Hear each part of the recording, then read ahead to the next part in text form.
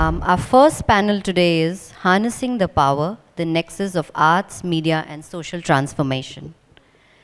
Of the many influences that we have in our lives, media and arts is the most pervasive and one of the most powerful. Woven throughout our daily lives, these messages get transmitted to our consciousness at every turn. Popular culture that ranges from films, books, art, social media, ad films, all of it consciously and more often subconsciously impacts our beliefs, opinions, and mindsets. What we see, hear, read, and consume shapes and influences our ideology and thinking. And this is exactly where the transformative power of media and arts comes in, as a strong medium and tool for harnessing social change. As breakthrough, pop culture and storytelling has been in our DNA for the past 25 years, and we have used it in our work consistently.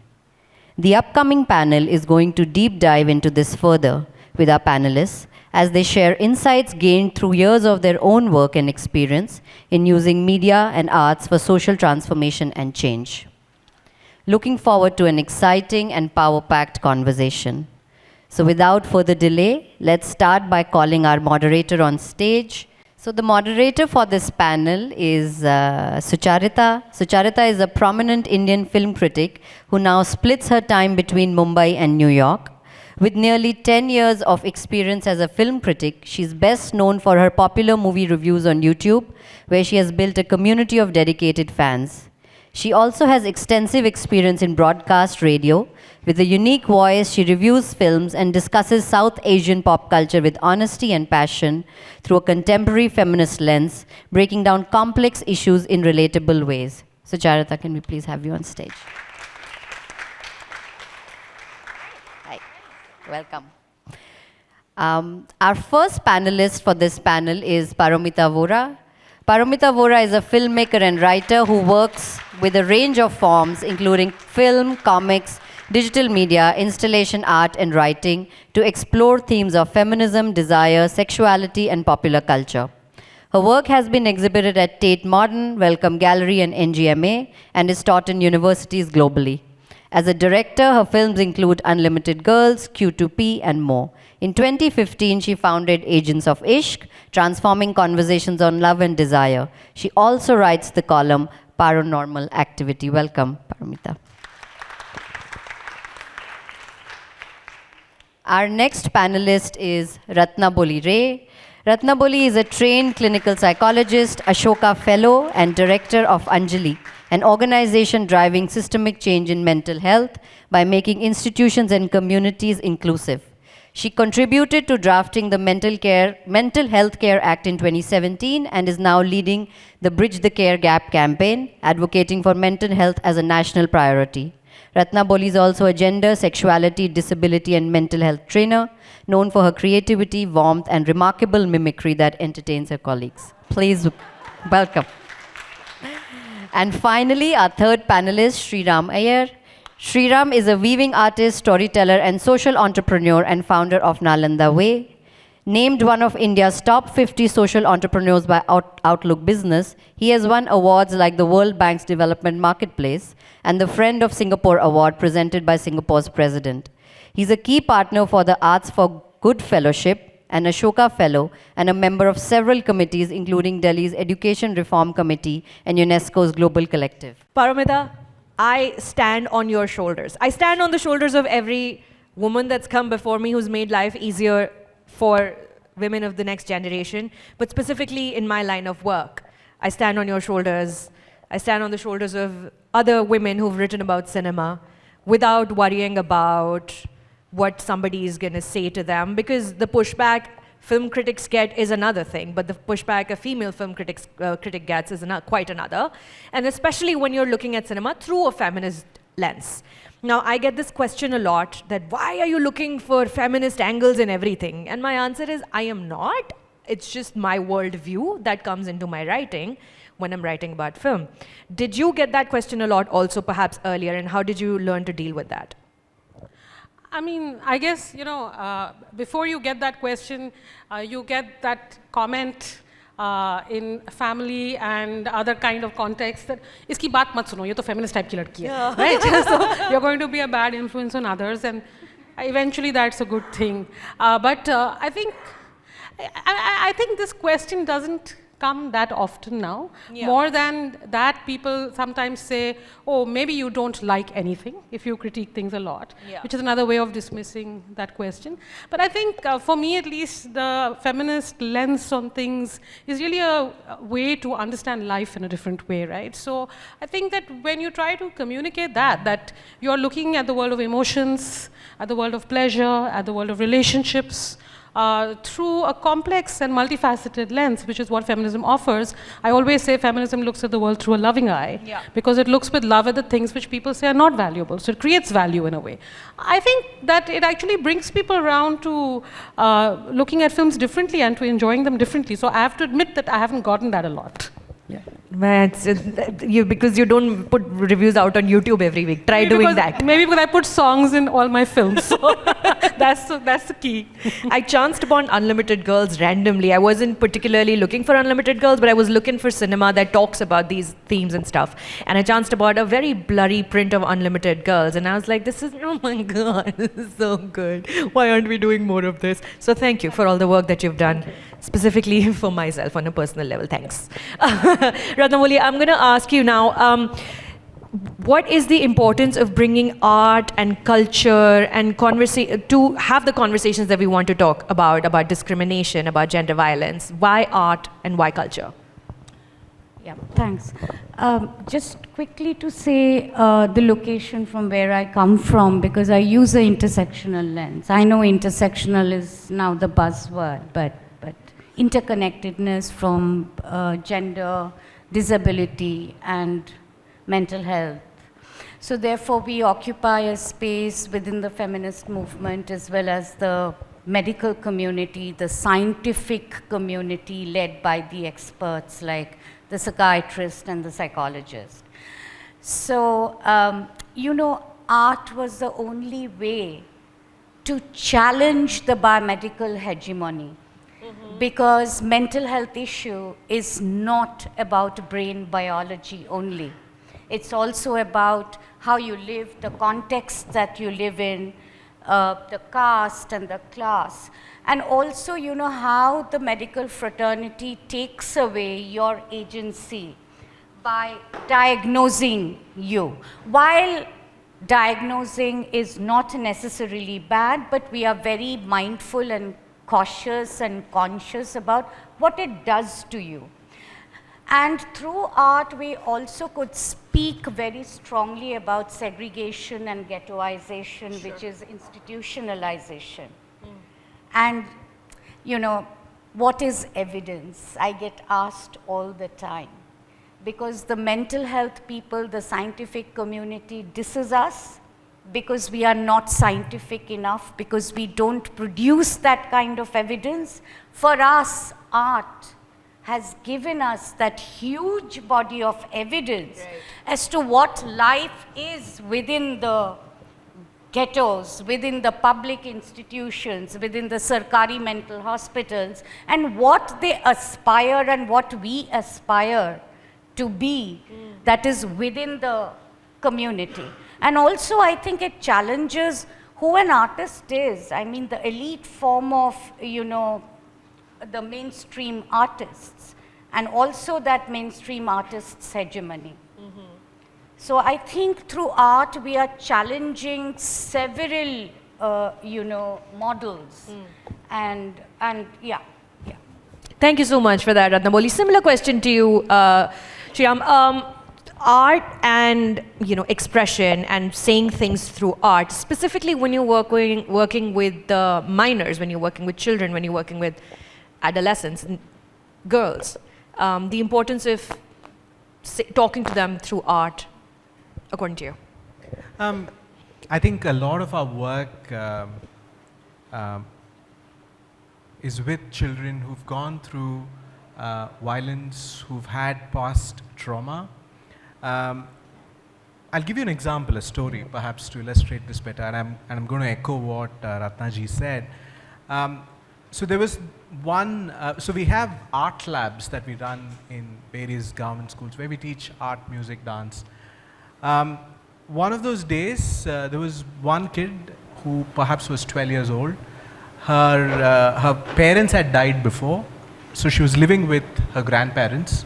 The grandfather was a very abusive man, and one day, in a fit of anger, the grandmother throws a heavy object on the grandfather dies.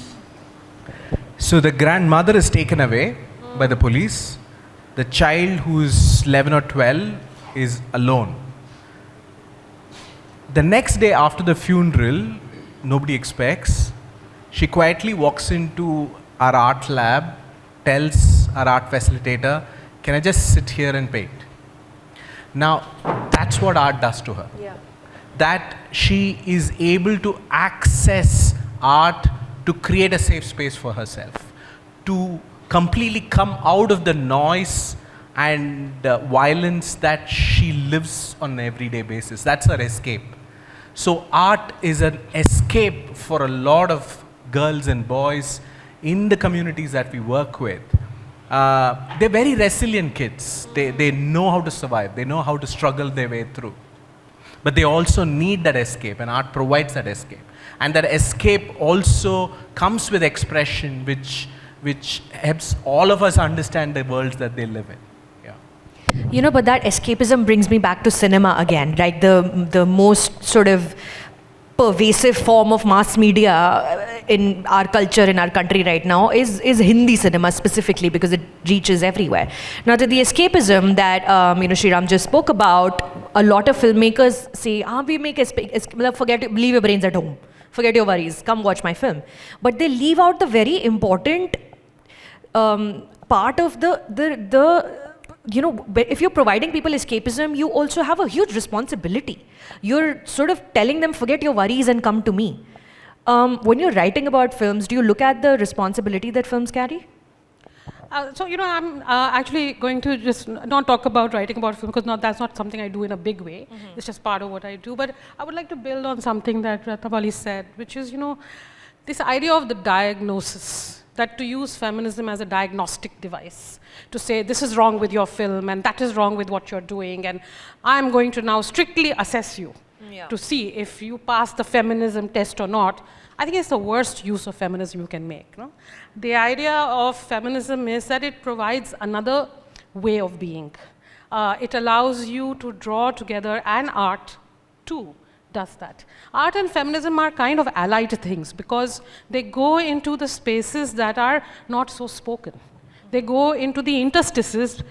So when we say intersection, I would think it's nice to think about the interstitial places also. The in-between places where things are still developing, where newness is coming, where there's another way of looking at the world, right? So I would say I've learned so much from listening to Ratnabali talk about what people with mental illness, how they experience sexuality, consent, desire, etc. Now, feminism and art both equip you to actually draw from all of these worldviews and give it a shape and propose a different way for society to be, right?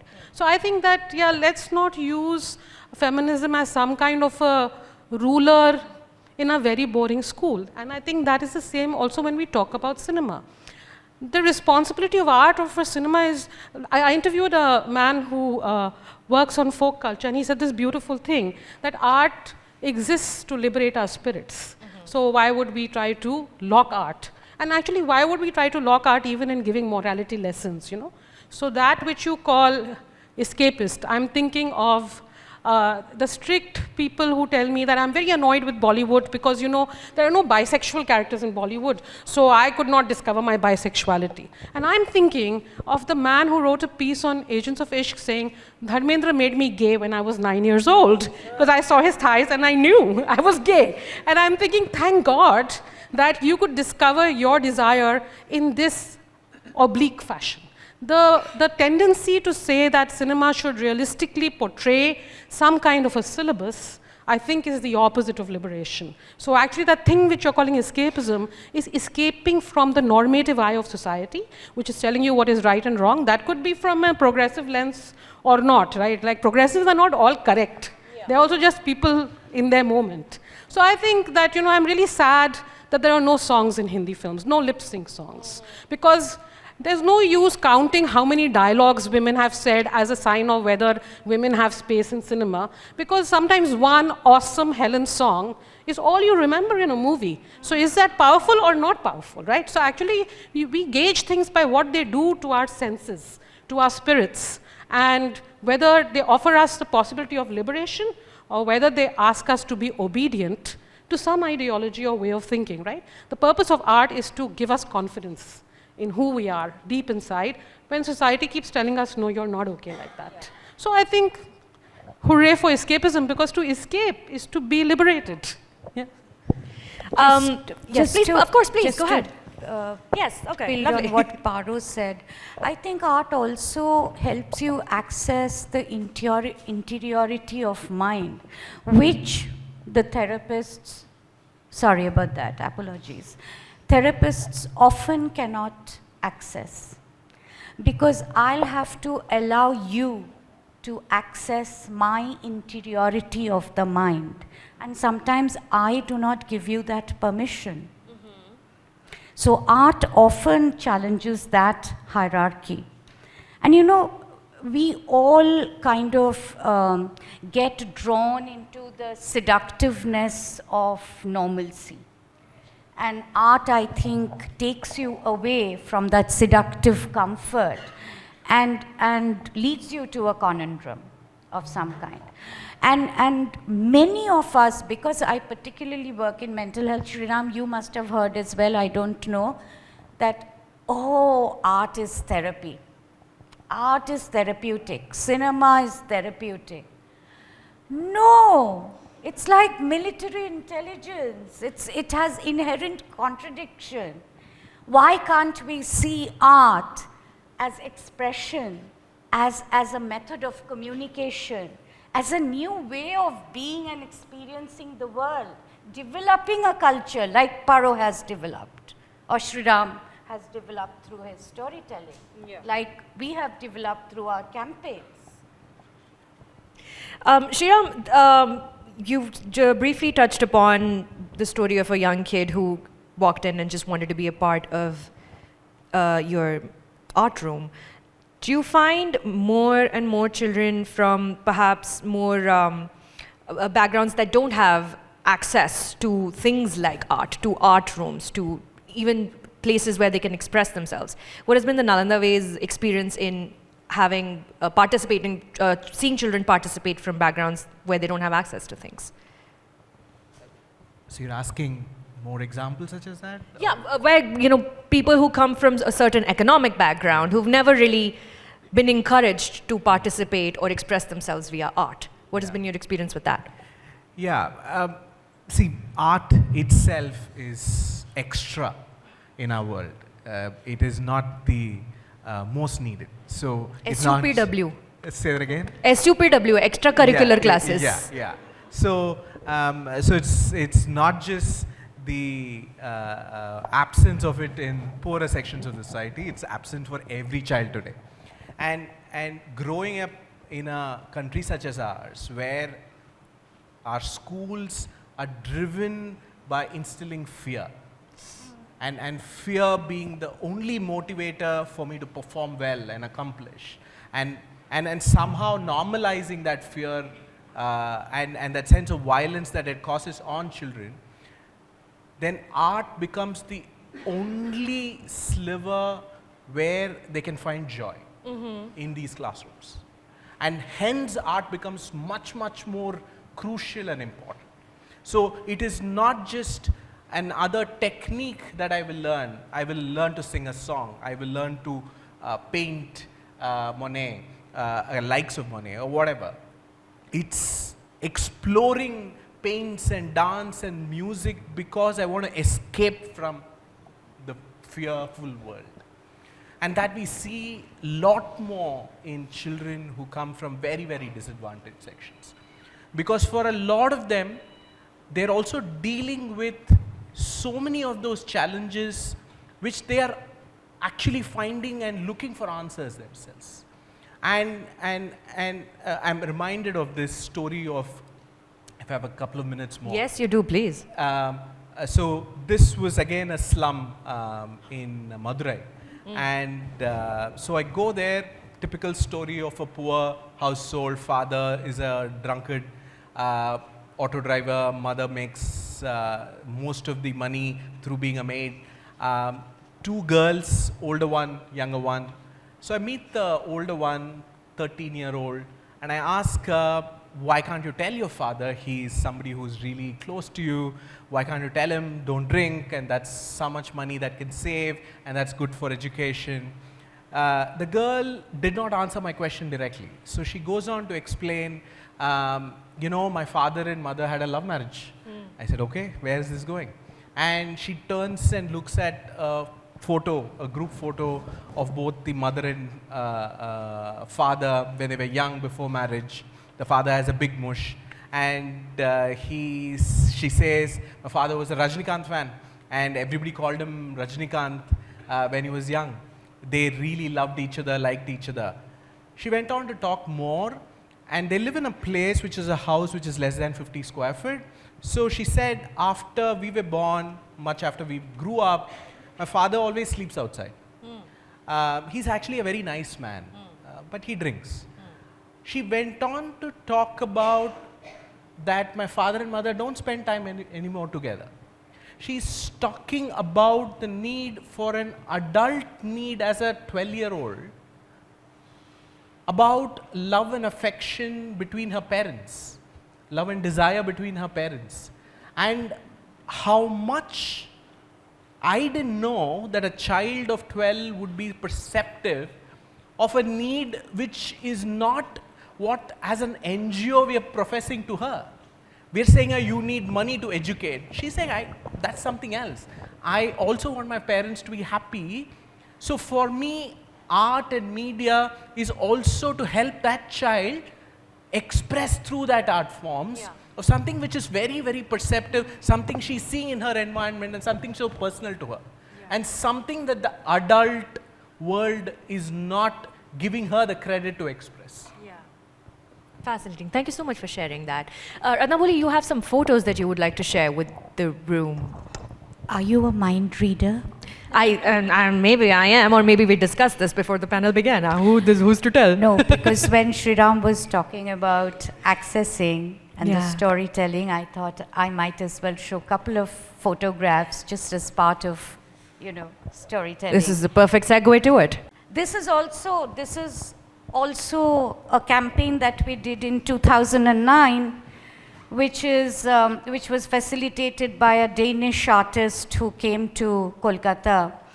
And this was as how I witness myself and how others perceive me, how the society perceives us. So, and all the dolls that were created over 6 months were hung at the eye level, because people with disabilities and psychosocial disabilities are often invisibilized. We are not there, not there in the census. This is Across the Lines, which challenged the institutionalization, the biomedical hegemony, who the artist is, and democratizing art, as Sriram was saying. Next, This is a very interesting photo because all they have in public institution as part of diet is egg, and that also boiled egg. So this egg tells a story, and every day, our resident artists would take the visitors for a tour, because for the first time, the public mental institution opened up for visitors. And I have some of my friends sitting here in this room who had visited the exhibition, and every day the narration would change. Next photo. This is their imagination. This is a very important photo because the beds, it has grown roots. So they are languishing for so many years that they have aged, and so have the beds. And home is top there, which is unreachable. Thank you, Ratnaboli, for bringing that and sharing that with everyone. Paramita, you've spoken in many places about poetic feminism. Please tell us what poetic feminism is. I mean, I don't. Feminism is poetic. It's a pity that now one has to qualify it because it has become so prosaic the way we talk about feminism, Indeed. right? Yeah. So I think, you know, we want to rescue it from that syllabus. Again, I would use that word that I can tell you what feminism. Like when I made Unlimited Girls, you know, people would come and say, "Ma'am, film to bahut achhi hai," but I haven't exactly understood कि feminism क्या है. Yeah. And I mean, I don't own it to tell you what it is, right? Either the idea of the film was to make something out of the world of feminism, make something that I wanted to see. Very honestly, there was no film like Unlimited Girls. I wanted to see it, so I made it. And hopefully it sort of creates something in your mind where you make your own story of feminism and your own journey of feminism. I think that we are very much caught between these binaries right now in which we are told stories of either violence or, you know, escape from violence. Yeah.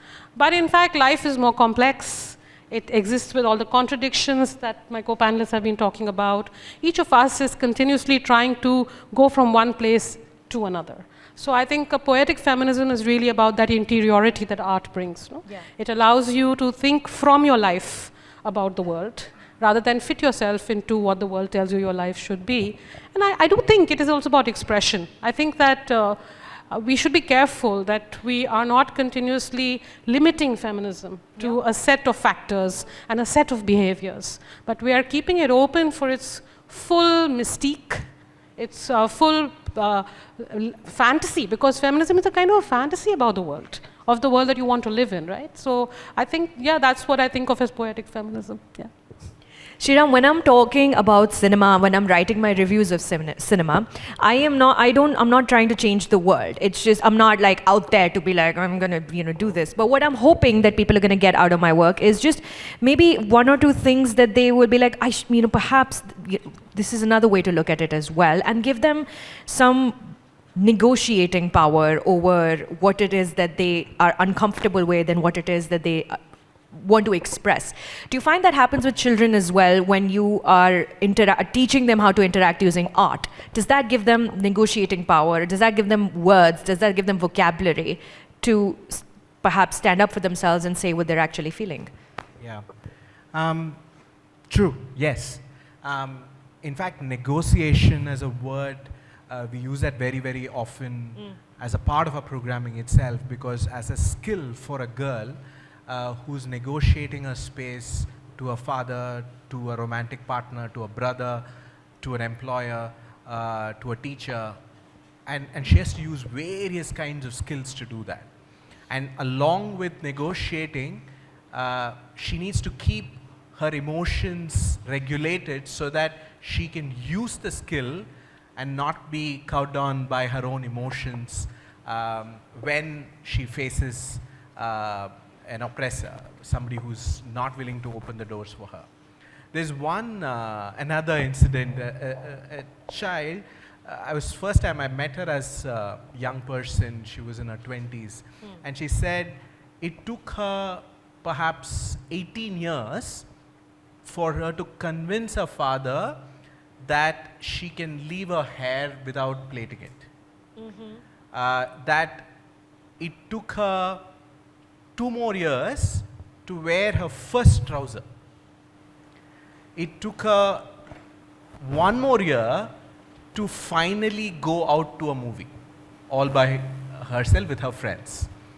And every time she did that, while she was being a part of our program right since her 10th, when she was 10, at every point in time she would write poetry, she would write letters to her father. And she kept writing letters to her father. It was not a dam-doom drama that happened at home, but she was using that skill, using her art form to constantly push the boundaries,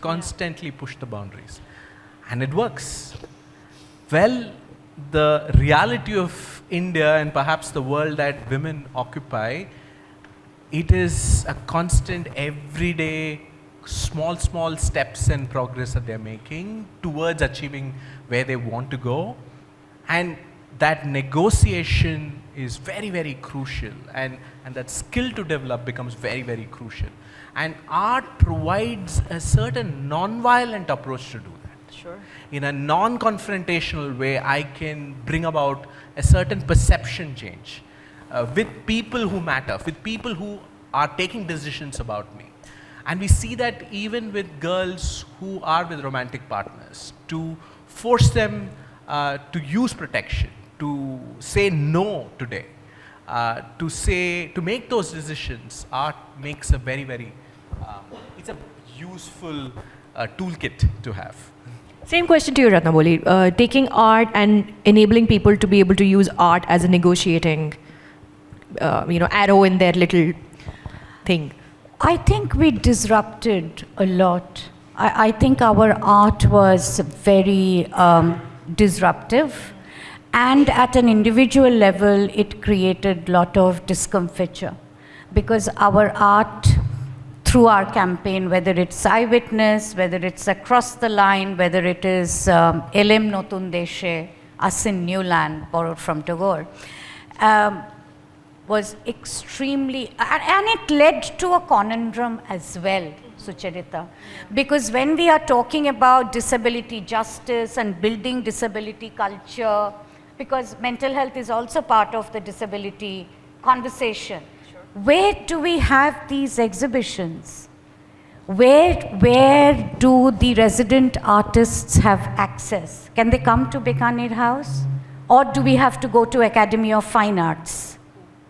So these were some of the questions that we asked ourselves. Did the government change? Did some of the ideas? Of course they did. I think it was so on their face, yet not spoken.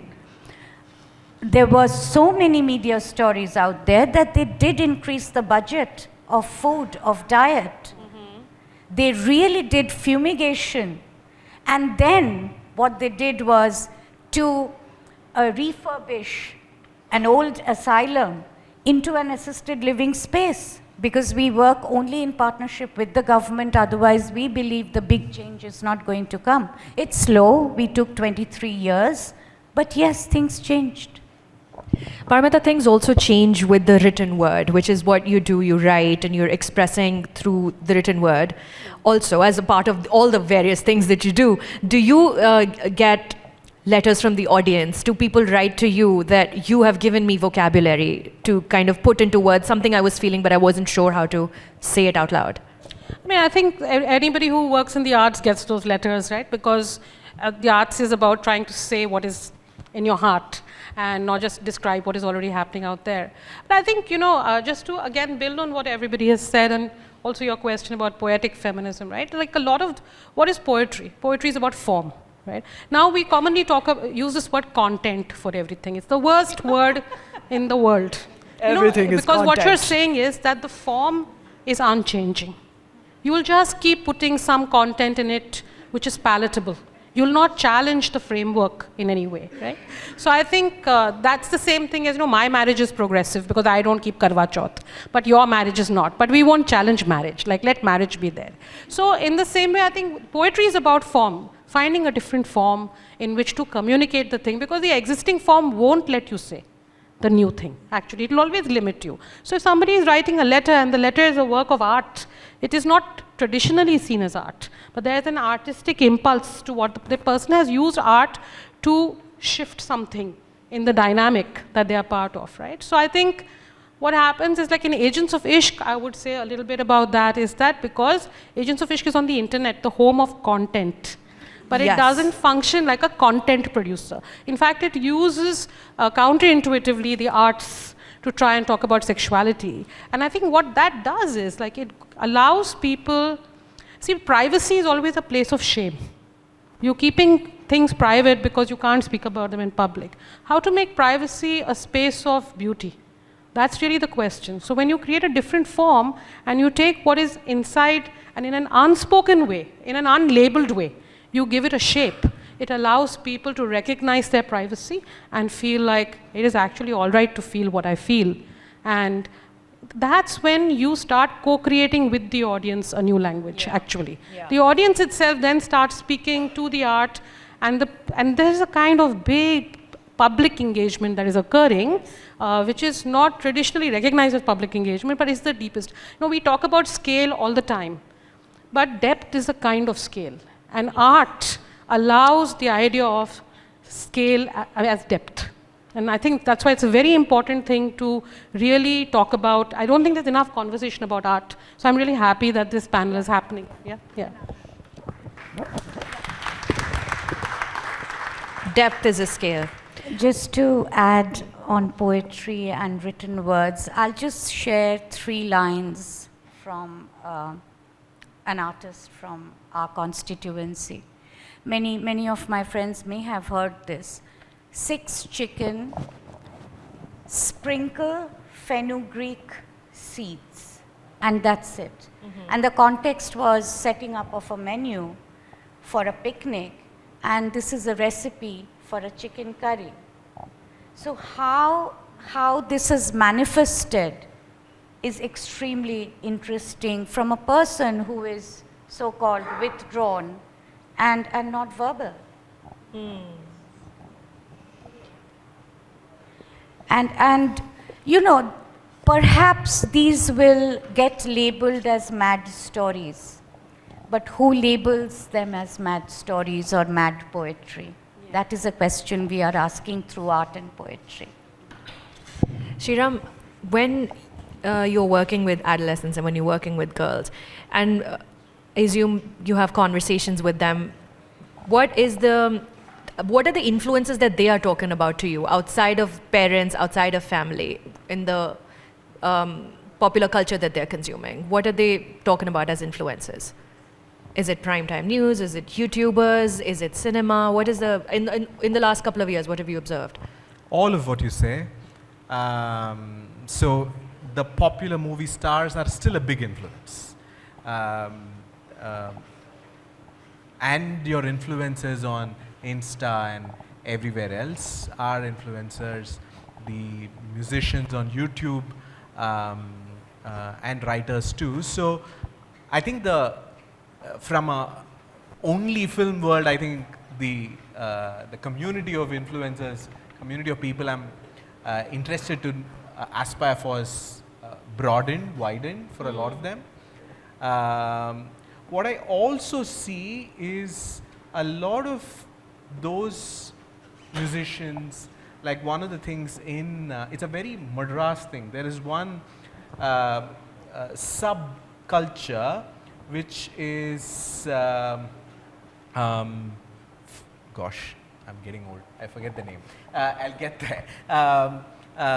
It's in North Madras, and this is a population. This is a part of Madras which is traditionally very poorer compared to rest of the city, and which also has a lot of labor population and Dalit population, and a lot of independent musicians have come in from that part of the world. Yeah. Now, and they talk about their lives, their love stories, their aspirations, their needs. And today, a lot of them, a lot of our own children are very inspired by that independent music too. Which they consume on social media? Which they consume on social media, but it's also something that they've seen around them. So they live with them, but they're suddenly popular on YouTube as well. And some of them I found, I never knew this world existed. And I went to them, some of them have 50 million views on YouTube. I'm like, what? This is crazy. And it's a revenue source too. It makes money. Yeah. So these are new kinds of people from the community. They always existed. So which means people in folk, in villages, they always sang, they always perform. But today with social media and YouTube, they found a larger audience. Yeah. And that's amazing. Yeah. It has its own plus and minus because the kind of message they put out can be regressive too, but that's part of the overall milieu anyway. Yeah. Yeah, I hope to achieve 15 million views in my lifetime at some point. Hopefully it will happen. Should we open up for some questions if someone wants to talk to the panelists at this point? Yeah. If there's anyone here who wants to ask anything about the work that our panelists do or anything that we've discussed here right now, Please go ahead and raise your hands. This is a very dignified crowd, so like I'm a little intimidated looking at everybody sitting very stoically. No, we know them. They are not. I don't know them, Anuvita. I am an Actually, they're outsider here. I don't know this crew. Sorry, bulchuk maaf, everybody. But yes, please put your hands up if there's anything that anybody here wants to talk about. But I also would like to just take a moment here and thank Breakthrough for supporting me in my work in the way that I express using my art the things that I want to say, and our visions aligned on some level. And Priyanka, wherever she is, Priyanka right there, Ipti right there, and Shoini, thank you for enabling me. I'm an idiot. I don't know what I'm doing. But thank you for enabling Fursat Mein Serious Baatein, and we're getting great response. I got 1 million views yesterday. It's 1.2. Congratulations. Yesterday. 15 it hasn't reached, but 1.2 we have crossed. Second one is about to cross 1 million. So we're very happy. And this is the mainstream Bollywood, where these conversations we're trying to make like a little bit of a crack and like talk. And to have people engage with that is very special. So thank you for enabling a moron like me to make this happen. I'm a moron. Anyone at all. I think we can then just... Yes, please, go ahead. Hi, so my question is for Parvamita, and I think it's an extension. Maybe I'm trying to reframe the question that Sucharita asked. It's about escapism, art as escapism, and whether there is any accountability associated with it. Now, my understanding is that there should be some sort of, I might be a fool to imagine that, but there is some sort of accountability or responsibility that comes with making art. Because if there isn't, then, where do we stop?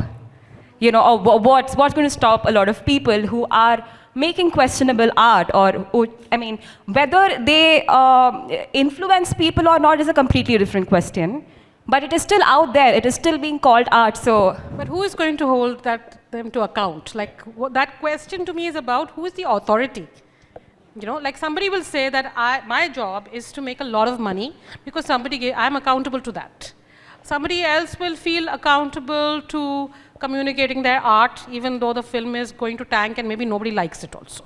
So I think there are many competing ideas of accountability in the world. And I think culture is not a very controllable beast, right? So the way that we work in culture is through culture. So there is this concept of the life world, right? That it's inside, we are a swirling mass of influences. We learn something from cinema, something from what we read, something that our friends told us, our parents. All of these things are continuously swirling in us and changing in us.